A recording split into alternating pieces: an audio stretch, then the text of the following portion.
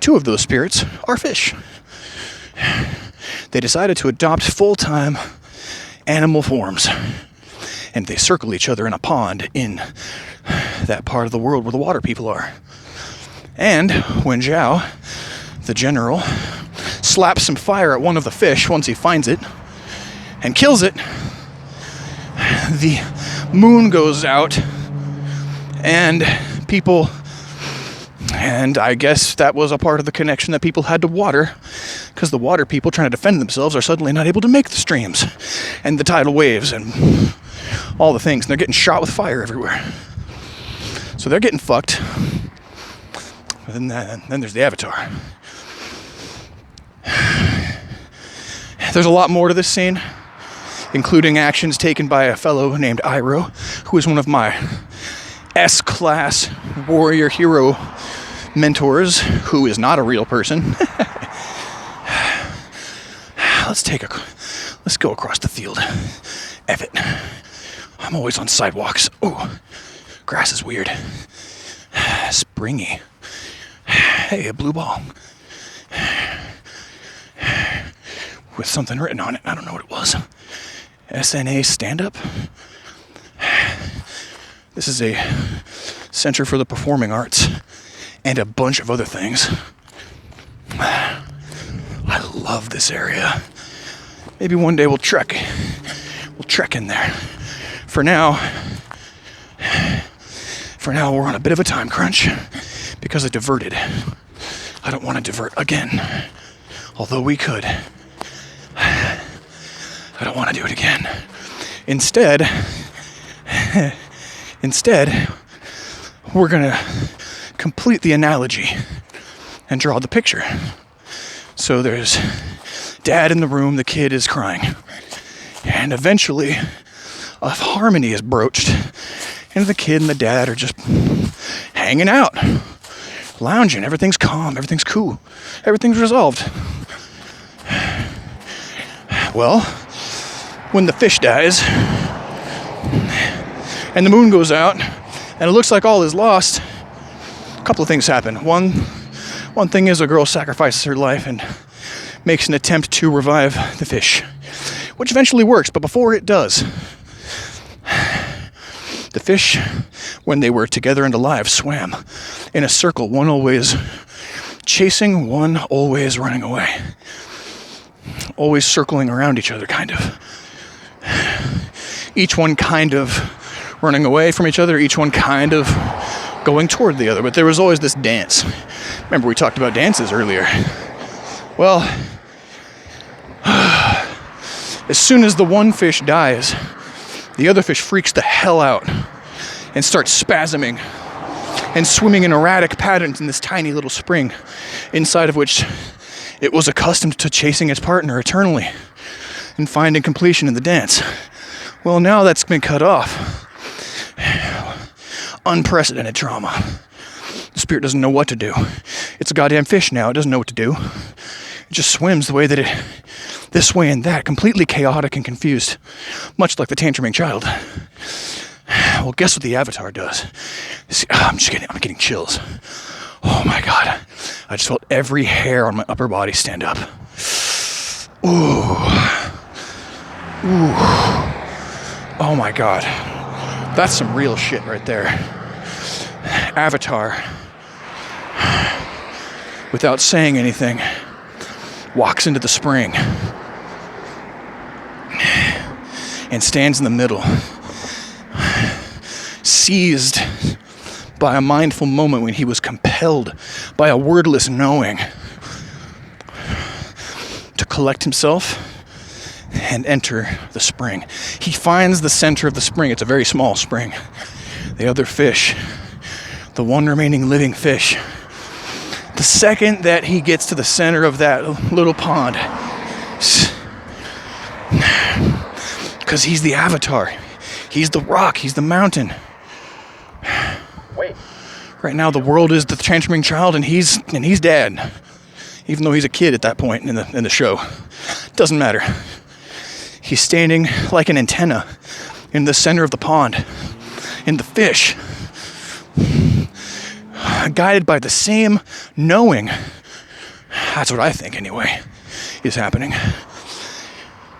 The fish approaches and begins orbiting the center, calmly, soothed, organized, resolved.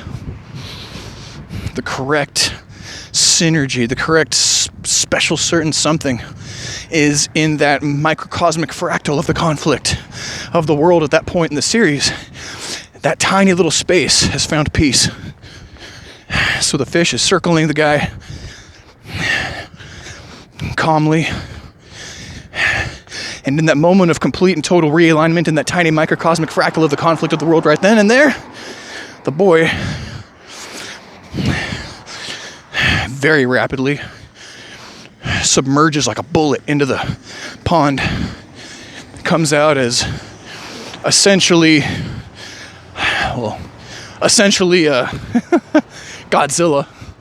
Waylays the Fire Nation. Evil is punished. Zhao gets scooped up and probably killed and eaten by the giant spirit creature thing, Godzilla thing. And then it's hooray and huzzah. Wait. And the girl dies and the other fish lives, and life goes on in that part of the world. How about that story?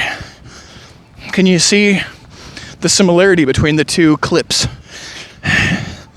I certainly do make a habit of trying to describe things that have a heavy visual component completely auditorily, don't I?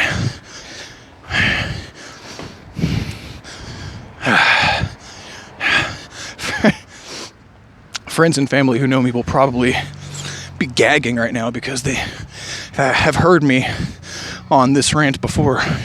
There's some things that I just have a hard time letting go of, or a really easy time drawing nourishment from.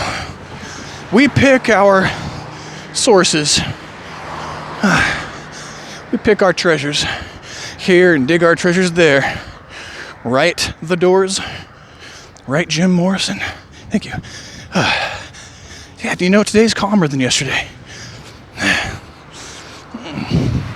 There's less frantic circus energy on the roads today, and less people are out by far.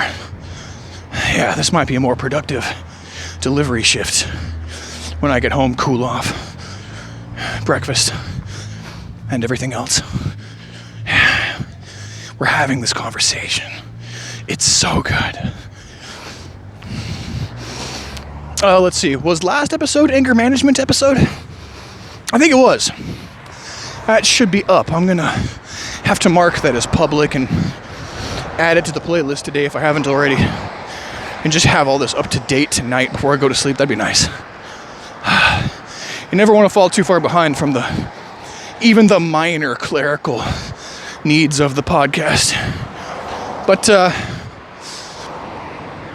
it's the same picture. It's the same picture, guys.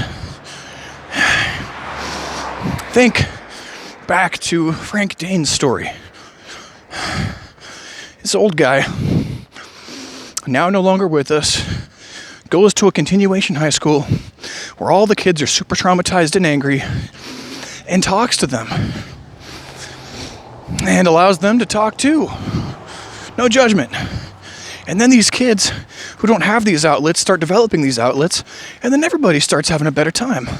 And some of us become emboldened to the point where we speak out and start really relearning some old stuff with others in real time. That looks the exact same way as the avatar sinking into the pond, completely supporting the fish, reestablishing the tiny grain of balance that he's responsible for in that moment. There's a circle right there. Boom.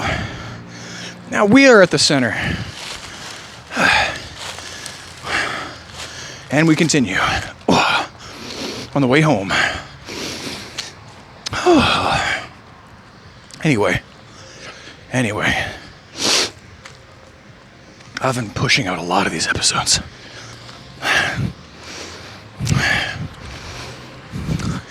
One of the tools that Frank Dane talked about employing way before it took it really seriously, but the seed was planted, was mindfulness. Just be aware of what's going on. Be aware that you're going to probably want to judge it when it happens. When you find yourself reacting, you're probably going to do the shame thing. And it's probably going to want to make you do other things. But you can always just stop. And the more you know that, the more you do it, the more you can do it.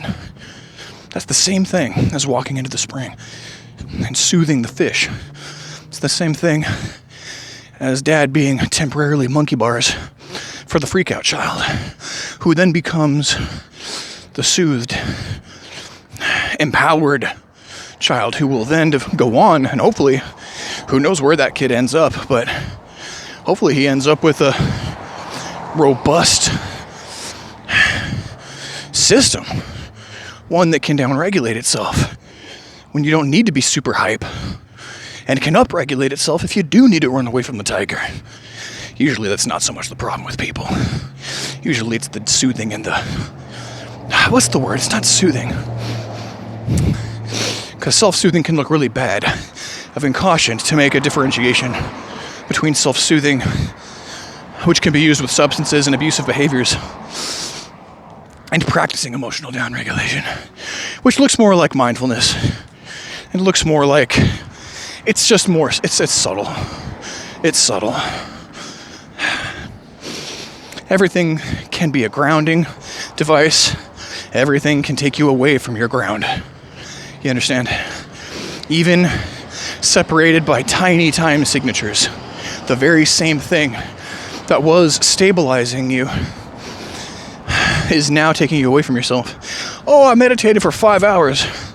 Did you end up particularly anywhere useful beyond the first half of an hour? Well, not this time, but usually I become one with the universe and get dissolved in light, and hell, it doesn't pay the bills, but I feel great for a couple of hours. Well, that sounds a lot like my drinking habit. Only you had to work really hard to get where you went, and I paid the piper a nickel and got across the river. Of course, my liver's not singing the same tune. Of course,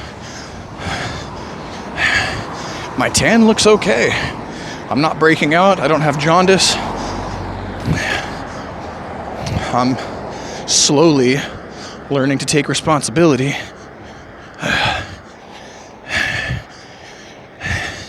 for these various systems so that they maybe don't act out so hard the next time I challenge them.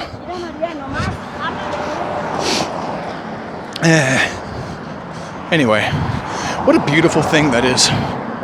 God, so real. So real. It's burned into my mind, the picture of the kid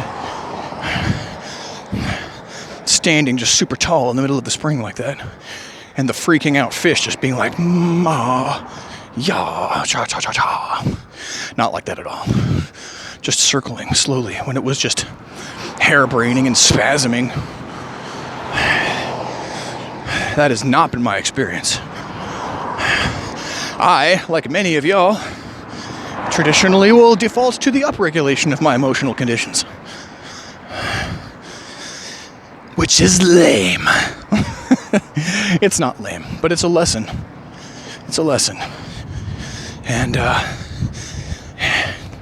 it's a lot like fasting. Maybe I'm not looking forward to tomorrow super much. But if nothing's coming in, if you're not upregulating, okay, that's enough analogies. I was going to be like, oh, if you're upregulating, which is the same as if I stuffed my face tomorrow on the day when I was fasting.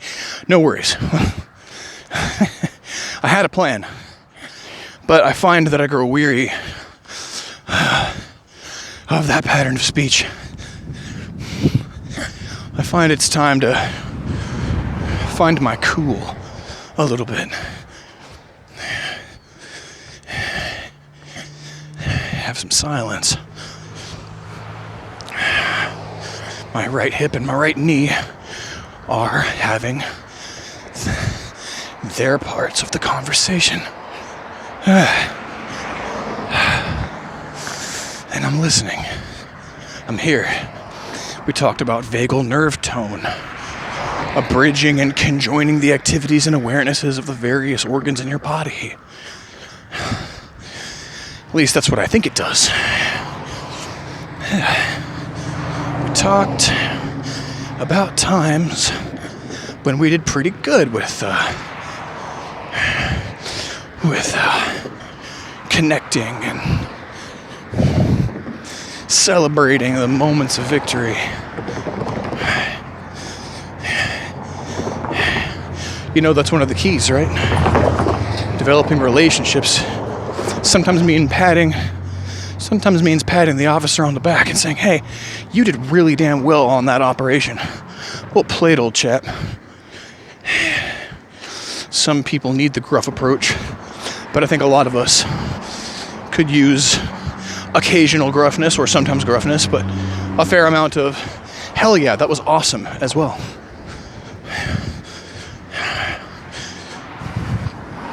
Yeah. If you only ever hear about the things you do wrong, what's your sample size?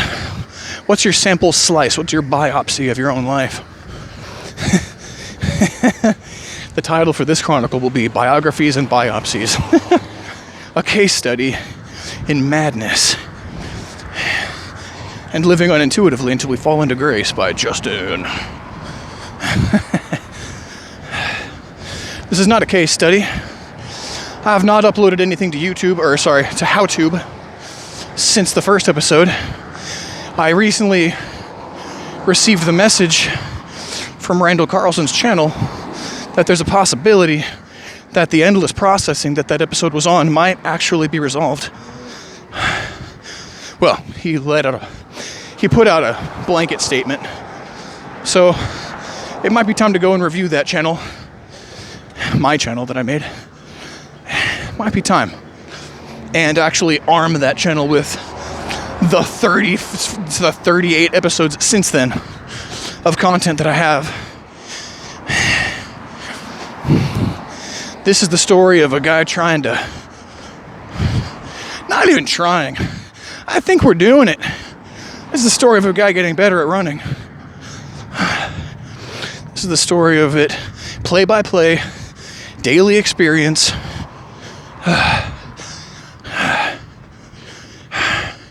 This is the story of how we're reaching for something that we know is impossible, but in our hearts are questioning.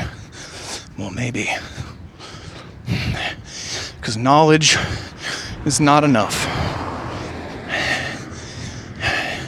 It's in the doing that the lesson is learned. That's why I'm a little cautious about HowTube.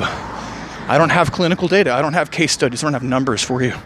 I have loose parameters and excited ideals and possible time sequences. Maybe we get this thing banged out and complete the podcast in a year. I don't think so, though.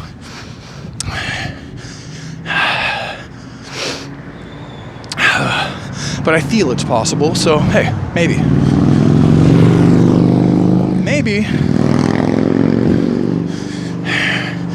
Because I've got such big adjustments to make these next few months.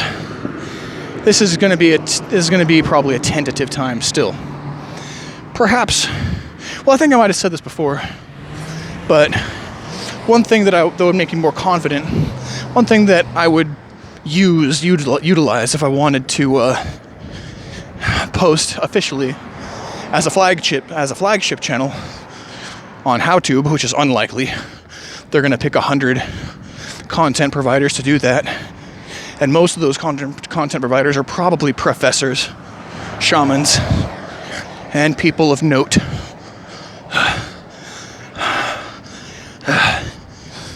One thing that would make me feel a bit more empowered would be if I had more hard numbers, more whiteboard material,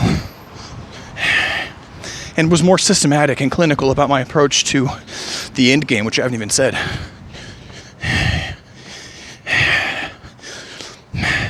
Because of the way this podcast works, there's no reason why it can't only be entertaining. I'm completely happy with this only being entertaining, if that's all that you get from it. I don't think that's something that would be shared by the collective. Although, what's the point of learning anything? To enhance the human experience. I don't know. I think I'll just try. They have 28 gigabytes of information available for storage for their free channels, with which they're trialing us and seeing which of us deserve to be or are in the right, in the right frame for their purposes to be an official channel of the HowTube movement. Hell, if they, let's ponder that. Let's ponder that, because I'm noticing how little I'm thinking about that as a realistic possibility. I'm catching myself in real time. There is not a damn reason not to shoot for the moon on this one. There's no reason not to upload as many as I can so they can get a nice cross-section of what we do here. And if it doesn't align, it doesn't align, but if it does align, it kind of takes care of things on its own, for itself. Yeah, because that's what the podcast does. It's only however much I want to be a part of it that holds it back. Because I don't want to run for 24 hours a day. I'm sure somebody does. Good luck. You might pull it off. And we're back. And we're back. This will not be an extended sitcast. This will be a brief peck on the shoulder and a attaboy. Yeah, if I do that though, if I transition to HowTube and am wildly successful beyond my dreams, I will let you know. And if I'm not,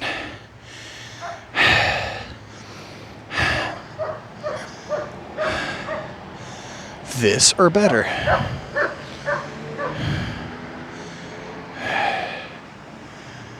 Holy moly, I'm tired. Time to get some food in me, huh? Okay, well, I believe that what transpired just now was episode 38 of the Ride Along with Runman podcast. My plan is to continue moving forward, and at some point to decide officially if I want to break this thing up into seasons or just kind of keep it haphazard or whatever. I don't think there's anything that's going to stop me from the end game, though. Which, by the way, if you're curious or perhaps a little worried, is completely benign. Banal, even. It's just running for a long period of time in a very specific way. Or is it? Is anything just anything? Okay, I'm going to keep talking until I stop. So, with that in mind, I love y'all. Take it easy on the ride on out. If you have any popcorn, raise a kernel for your flickering brother spiraling into the universe like the rest of us. Full of potential, bright-eyed and bushy-tailed, even now. Ready to get it on and figure it out. Let's get some. Have a good one.